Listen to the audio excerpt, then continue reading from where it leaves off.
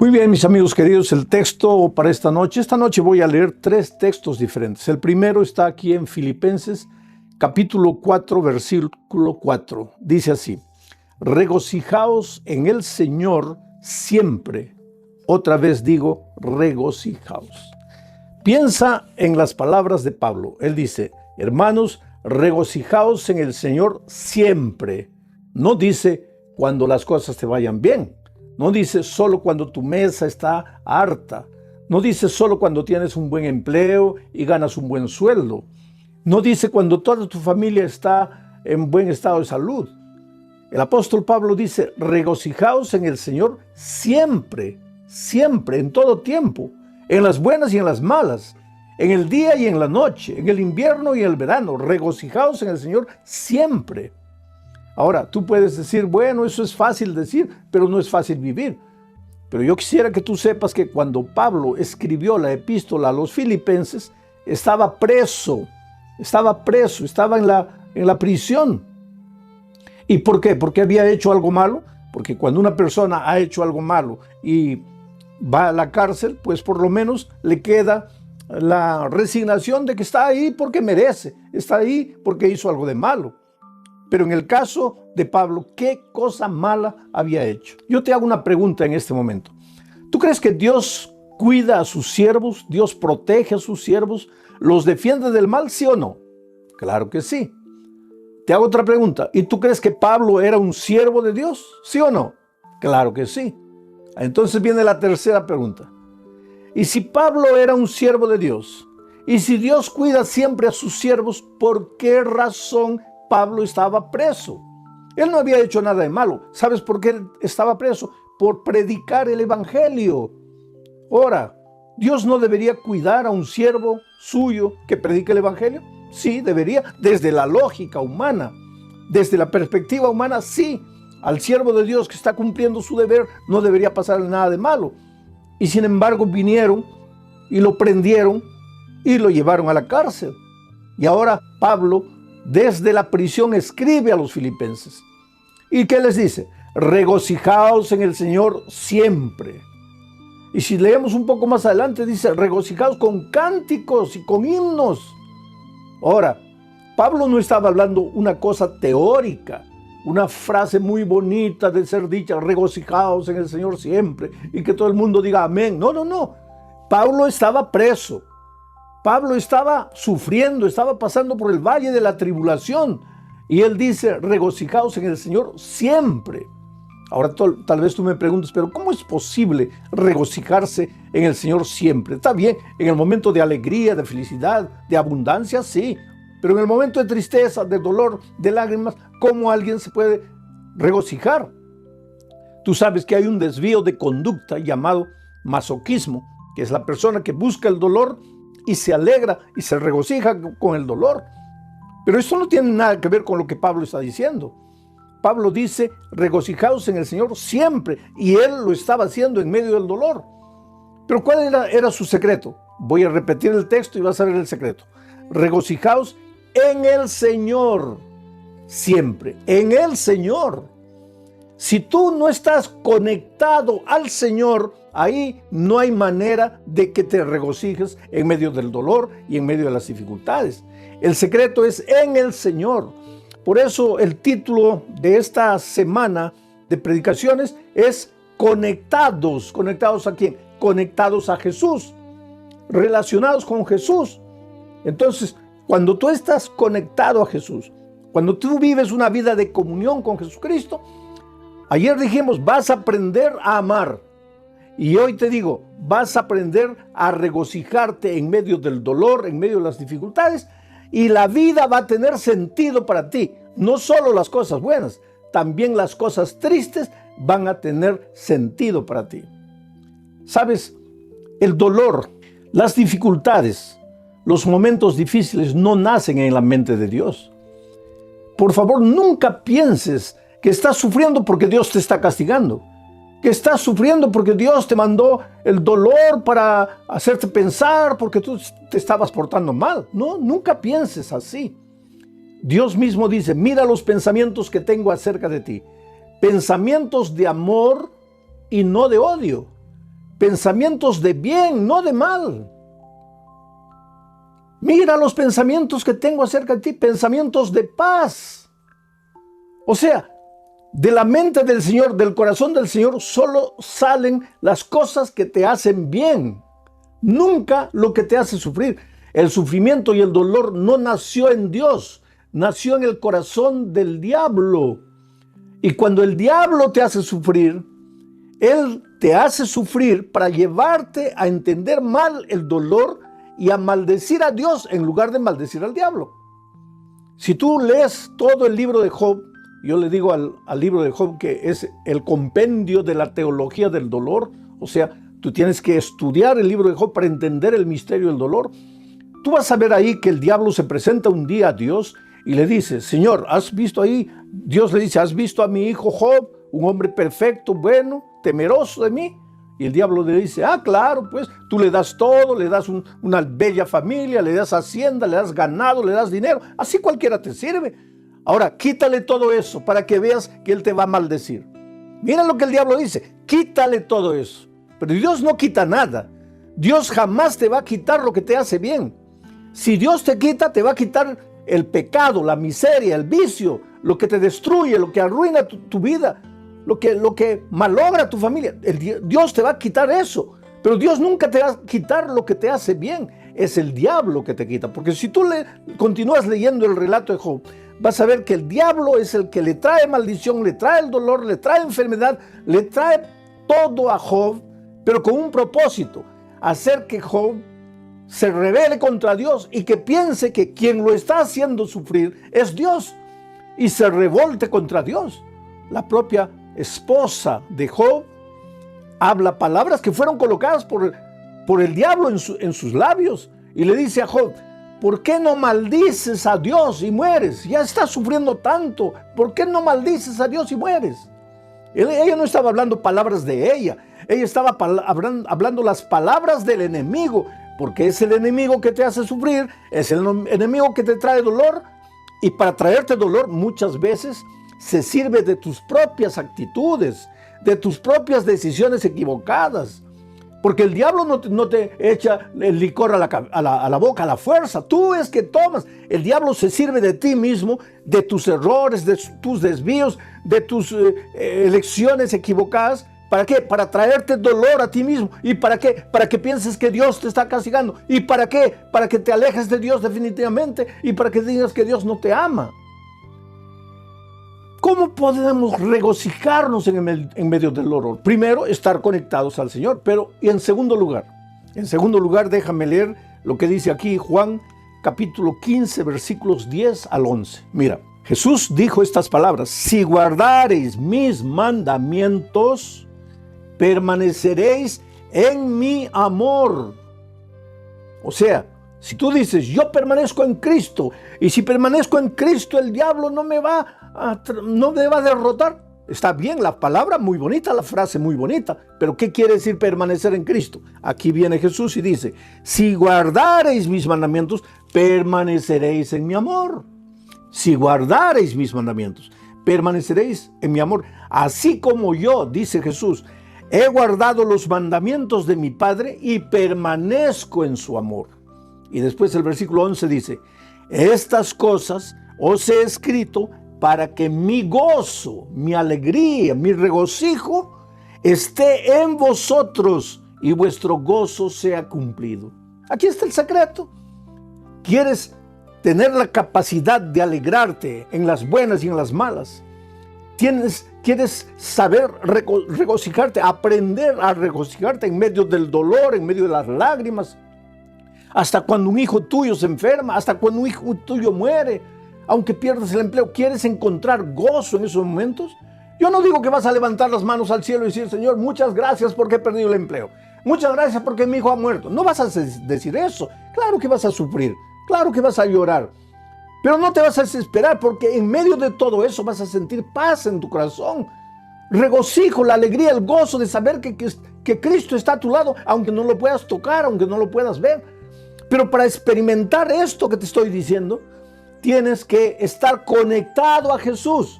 Y para estar conectado a Jesús, tienes que guardar sus mandamientos. Quiere decir, guardar sus mandamientos es una evidencia de que estás conectado al Señor Jesucristo. Y cuando estás conectado a Jesús, así como Jesús estaba conectado a su Padre, entonces vas a aprender a regocijarte en medio del dolor. Vas a experimentar lo que es gozo y la alegría de servir y de obedecer. Ahora, queridos, tú me puedes decir, oh, pastor, pero es muy difícil cumplir los mandamientos. Es muy difícil obedecer. No, querido. Tú estás equivocado. Te lo voy a decir de otra manera. Difícil es desobedecer. Te voy a explicar por qué. Cuando Adán y Eva fueron creados, ellos fueron creados con naturaleza perfecta, o sea, con la tendencia a obedecer. Para Adán y Eva, obedecer es como para nosotros desobedecer, natural. Adán y Eva no tenían que esforzarse para obedecer porque su naturaleza era perfecta. Ellos obedecían de manera natural. Así como tú tomas agua, como comes de manera natural, para Adán y Eva obedecer era natural. Pero infelizmente, pues Adán y Eva desobedecieron, se apartaron de Dios.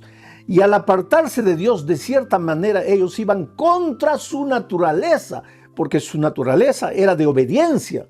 Solo que al apartarse de Dios, por eso yo digo que el pecado es un misterio, tú no puedes explicar cómo una pareja que había sido creada con naturaleza perfecta, se esforzaron para alejarse de Dios. Pero cuando se alejaron de Dios y pecaron, perdieron la naturaleza perfecta y adquirieron lo que llamamos la naturaleza pecaminosa. ¿Qué es la naturaleza pecaminosa? Lo contrario de la naturaleza perfecta. Con la naturaleza perfecta, para ellos era natural obedecer, fácil obedecer. Pero con la naturaleza pecaminosa, lo que es natural ya no es obedecer, es desobedecer. Es caminar como un caballito loco por los prados, no tener en cuenta a Dios para nada. No querer andar en sus caminos, no seguir sus consejos, no guardar sus mandamientos, hacer lo que tú quieres. Eso es natural al ser humano, porque desde que nacimos nosotros, después de Adán y Eva, todos vinimos al mundo ya trayendo la naturaleza pecaminosa. Ahora, desde pequeñitos, nuestra tendencia es andar solos, correr solos, tratar de resolver los problemas solos. Y ojalá que nos fuera bien, lo peor es que nos va mal. Desde pequeños cometemos algún pecado, hacemos algo errado, tratamos de esconder, de que nadie nos descubra. Y solos tratamos de solucionar el problema y nos hundimos cada vez más y más. Yo me acuerdo que cuando mi hijo mayor era un nené de 1 año, tal vez, mi esposa había salido, me dejó al cuidado del muchachito. Yo estaba estudiando, pero vigilándolo. Y él andaba en la sala, agarraba una cosa, tenía varios juguetes ahí. Y yo estudiando, pero vigilándolo, vigilándolo. Y de repente él se acercó a un vaso de cristal. Tú sabes que el cristal vale bastante, un vaso de cristal es precioso. Este era un vaso, un florero de cristal, porque nos habían regalado en el día de nuestro matrimonio. Y yo le dije, mira hijito, juega de este lado, pero no te acerques ahí. Juega por aquí, no, deja ahí. Cuidado con ese florero. Pero nosotros, pues los seres humanos somos así, ¿no? Parece que cuando nos dicen no, ahí es que queremos. Y eso es desde pequeñitos, porque ya venimos al mundo trayendo la naturaleza pecaminosa después que Adán pecó. Bueno, yo estaba leyendo y de repente siento la bulla. Él hizo caer el florero y el florero se hizo pedacitos. Y yo, para no asustarlo, hice como que no me di cuenta. Concentrado, pero yo estaba mirando todo y observé lo que él hizo. Cuando el florero cayó, lo primero que él hizo fue mirarme. Y cuando se dio cuenta que yo, entre comillas, no me había dado cuenta, quiso juntar los pedacitos de vidrio. Y al querer juntar eso, para reconstruir el vaso que había quebrado, se cortó el dedito. Y la sangre comenzó a salir. Y ahí se desesperó. Y ahí comenzó a gritar. Y ahí vino corriendo a mis brazos. Y pues yo lo tomé en los brazos, lo llevé al baño, lo lavé, lo limpié, le coloqué un curativo. Era un muchachito no tenía ni 1 año. Yo no sé si él tenía conciencia para entender lo que yo le dije. Pero yo le dije, mira hijo, en la vida, infelizmente vas a quebrar muchos floreros de cristal. Pero cuando por esas cosas de la vida quiebres algo, No trates de resolverlo solo. No trates de encontrar la solución tú solo. Porque hay un Padre que siempre estará con los brazos abiertos esperándote.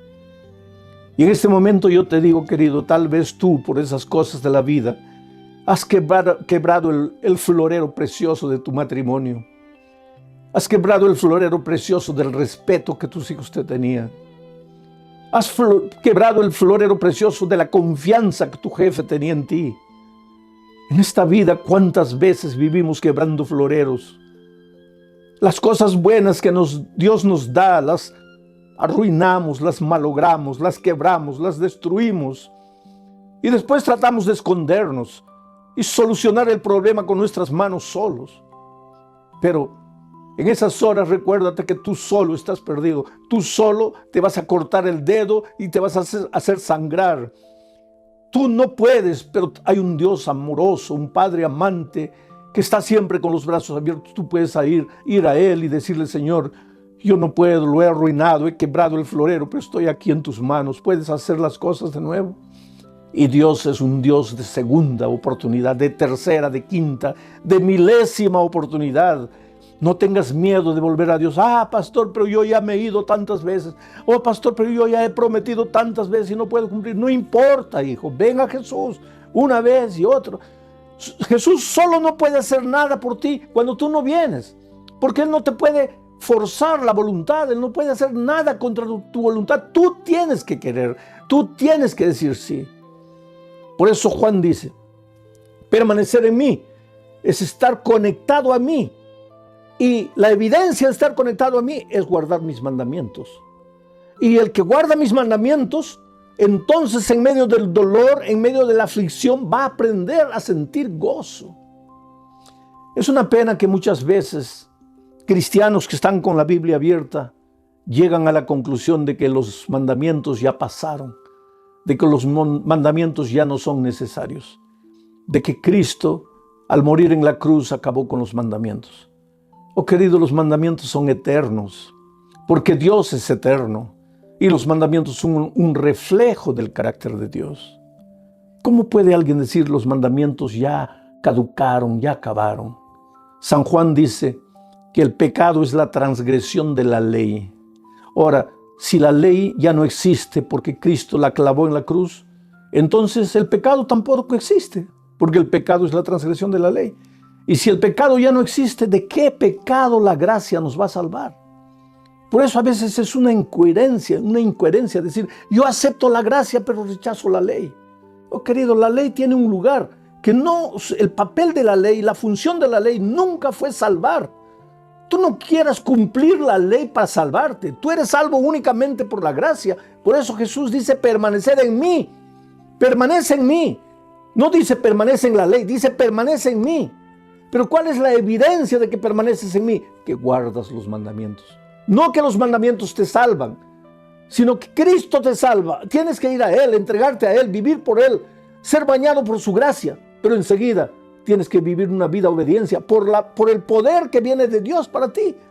Y si tú vives así, en medio del dolor, en medio de la aflicción, en medio de las dificultades, vas a aprender a ser feliz.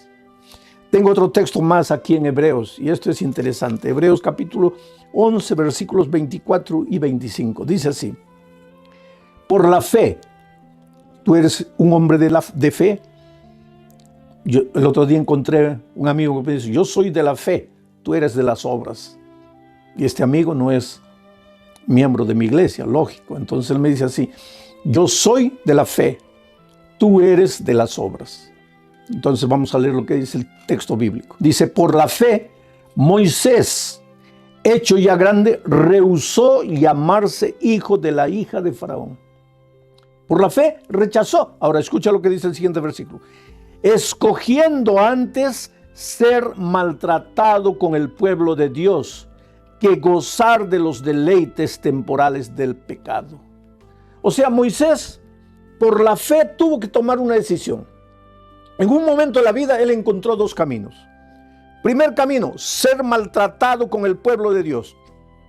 camino de dolor, camino de rechazo, camino de sufrimiento, sí, porque cuando tú decides seguir a Jesús, tú vas a ver que hasta tus mejores amigos, hasta tus familiares más queridos, te van a volver las espaldas, te van a criticar, se van a burlar de ti, muchos te van a abandonar. Yo conozco jóvenes que han sido expulsados de su casa porque aceptaron a Jesucristo. Yo conozco la historia de una niña que cayó en la prostitución, en la drogadicción, vivía una vida completamente perdida. Los padres sufrían porque sabían la vida que la hija perdía, pero no podían hacer nada para ayudarla, hasta que un día, en medio de la miseria que esa niña vivía, fue alcanzada por el Evangelio y aceptó a Jesucristo, y Jesús la salvó, y Jesús la lavó, y Jesús la restauró, y esa muchacha dejó de usar drogas, dejó de la vida promiscua que vivía, y cuando llegó diciembre, decidió volver a la casa de sus padres para darles, según ella, el más grande regalo. Decirles: papá, ustedes, mamá, ustedes han llorado, han sufrido por mí, pero yo quiero decirles que ya no necesitan sufrir. Y eso es lo que pasó. Ella viajó a la casa de los padres y les dijo: papá, mamá, me he encontrado con Jesús, Jesús cambió mi vida, ya no uso más drogas, he abandonado esa vida. He venido aquí y quiero continuar estudiando. Y la madre la miró y le dijo: ¿qué cosa? ¿Has aceptado a Jesús? Sí. Esa expresión es de los protestantes. No me vas a decir que tú te has vuelto protestante. No me vas a decir que tú has negado la religión de tus padres, de tus abuelos, de tus bisabuelos. Y la niña llorando le dijo: mamá, yo no te estoy hablando de religión, yo te estoy hablando de la vida que yo vivía. Tú sabías la vida que yo vivía. Jesús me encontró, me perdonó, me restauró, me salvó. Yo te estoy hablando de mi vida. ¿Y sabes lo que la madre le dijo? Hija, yo te preferiría drogadicta, viviendo la vida perdida que vivías, que traicionando a tu iglesia y a la religión de tus padres. Y esa niña me escribió una carta. Y en esa carta ella lloraba y decía: oh pastor, yo pensé que mis padres se iban a alegrar, mas ellos se pusieron tristes porque acepté a Jesucristo. Pues Moisés en un momento de su vida tuvo que escoger entre esos dos caminos: el camino del sufrimiento, del rechazo, del dolor por aceptar a Jesús, o el camino de la alegría de este mundo, el placer de este mundo, el placer del pecado. Y por la fe, Moisés escogió seguir a Jesús, aunque eso implicase dolor circunstancial, pero él había aprendido también a regocijarse en medio del dolor por causa de Cristo. Prefería eso que el gozo que el mundo da, el gozo que el pecado te da. Porque ¿qué pasa? ¿Qué cosa es el gozo de este mundo? Una noche de fiesta, de borrachera, con una mujer, con otra mujer, y al día siguiente te duele la cabeza, la conciencia te pasa, te sientes culpable. ¿Qué gozo es ese? El Señor Jesucristo te llama de ese terreno y te lleva al terreno que te conduce a la vida eterna, al camino que te conduce a la vida eterna. Por eso la Biblia dice: hoy es el día de buena nueva, hoy es el día de salvación. Oh querido, Dios te ama, Dios tiene un plan maravilloso para tu vida, y ese plan no es que tú estés malgastando tu juventud, malgastando los mejores años de tu vida en la miseria, en el pecado, en el dolor. No, yo sé que el pecado te proporciona un gozo pasajero, temporal. Pero el Señor Jesucristo te ofrece la vida eterna. Y otra cosa, no es solo la vida eterna en el cielo, porque el otro día alguien me dice: pastor, yo prefiero gozar, disfrutar en este mundo, porque eso de la vida eterna, yo no sé si llegará o no llegará. Pero es que Jesús no solo te ofrece el gozo y alegría en la vida eterna, sino que cuando tú aceptas a Jesucristo en esta tierra, tu vida cambia, tu hogar se vuelve más feliz. Lo que tus manos consiguen trabajando, el poco dinero que recibes se multiplica porque ahora es un dinero bendito. Tu salud mejora porque al dejar de fumar, al dejar de beber, al dejar de las drogas, al dejar de trasnochar noches enteras, tu salud mejora. O sea, el cielo, de cierta manera, para los hijos de Dios ya empieza en esta tierra. No tienes que esperar solamente la vida eterna. Y claro que cuando Cristo venga, pues tendrás la vida eterna para disfrutar las maravillas con el Señor Jesucristo. Algunos piensan: ¿y qué haremos en el cielo? Si ya no habrá trabajo, no habrá nada. ¿Quién te ha dicho que no habrá trabajo? El trabajo, querido, existió antes del pecado. Antes que Adán y Eva pecasen, Dios ya les dio el trabajo. Pero el trabajo no tenía el elemento cansador, el elemento de maldición que adquirió después del pecado. Por lo tanto, en el cielo continuaremos trabajando, continuaremos disfrutando de las maravillas de Dios, estudiando el bendito tema de la salvación, analizando el caso de amor de Dios, visitaremos otros planetas. Quiere decir, el gozo que Dios tiene preparado para ti no está escrito, es cosa que ojo no vio, oído no oyó, ni ha subido en el pensamiento del hombre. Por tanto, yo te suplico en el nombre de Jesucristo, deja tus preconceptos, deja los senderos del pecado. Arrepiéntete. Arrepentirse quiere decir sentir dolor por la manera como has vivido y caer a los pies de Jesucristo y decirle: Señor, no quiero continuar viviendo de esa manera, me entrego a ti, me rindo a ti. Y entonces el Señor te toma en tus brazos y hace maravillas en tu vida. Yo tengo en mis manos la historia de Janet Pineda, una señora que hace 3 años comenzó a estudiar la Biblia. Y cuando tú empiezas a estudiar la Biblia, lógicamente que el Espíritu de Dios empieza a hablarte. En cada versículo, en cada estudio, Dios te habla. Y ella sintió la voz de Dios diciéndole: hija, mira, ya llegó el momento, entrégate, bautízate. Pero ella fue endureciendo su corazón. ¿Por qué? Porque tenía agarrado afuera muchas cosas que ella debería abandonar. Porque tú no puedes servir a 2 señores. Tú, cuando te entregas a Jesús, tienes que romper con los caminos del mal definitivamente. Ah, pastor, pero yo no tengo fuerzas. Tú no tienes, pero el Señor Jesús sí te va a dar las fuerzas. Porque cuando estás conectado a Jesús, viene la fuerza de Jesús y pasa para ti. Y ella recibió una invitación y otra invitación para bautizarse. Ella decía: no quiero compromiso, me gusta la palabra, me gusta el evangelio, pero no quiero bautizarme. Hasta que un día el Espíritu de Dios venció. Porque te digo, la palabra de Dios es como una espada de 2 filos que penetra hasta la médula. Es como la pólvora que destruye la roca más dura. La palabra de Dios es vida. Si tú sigues estudiando la palabra, si tú no cierras la Biblia y sigues escuchando la voz de Dios, llega un momento en que tú no le puedes decir más no al Espíritu de Dios. Y Janet se entregó al Señor Jesús. Y ahora el mes de septiembre ella se bautizó. Esa alegría de Janet también puede ser la tuya. No importa cómo estás viviendo. Yo te pregunto, ¿hace cuánto tiempo tú le estás diciendo no al Señor Jesucristo? ¿Hasta cuándo le vas a decir no? ¿Qué estás esperando? Vuelvo a repetirte, estamos viviendo en los últimos momentos de la historia de este mundo. Ya no hay tiempo para postergar, ya no hay tiempo para decir no. Hoy es el día de buena nueva, hoy es el día de salvación. Sabes que en este momento, mientras tú estás escuchando la palabra de Dios, hay alguien orando por ti en su corazón. Alguien que te ama, alguien que ha estado estudiando la palabra de Dios contigo. Alguien que esperaba que en algún momento tú le dijeras sí a Jesús. Y en este momento los ángeles del cielo están cantando gloria y aleluya. Están mirando al cielo, esperando para ver cuál va a ser tu decisión. Delante de ti está el camino de la vida y de la muerte, de la bendición y de la maldición. Escoger caminar con el pueblo de Dios, aunque tengas que renunciar a muchas cosas en esta vida, o escoger los placeres de este mundo y quedarte en esta tierra rechazando el convite divino. ¿Qué harás tú en este momento? Eres precioso para Dios. No postergues tu decisión.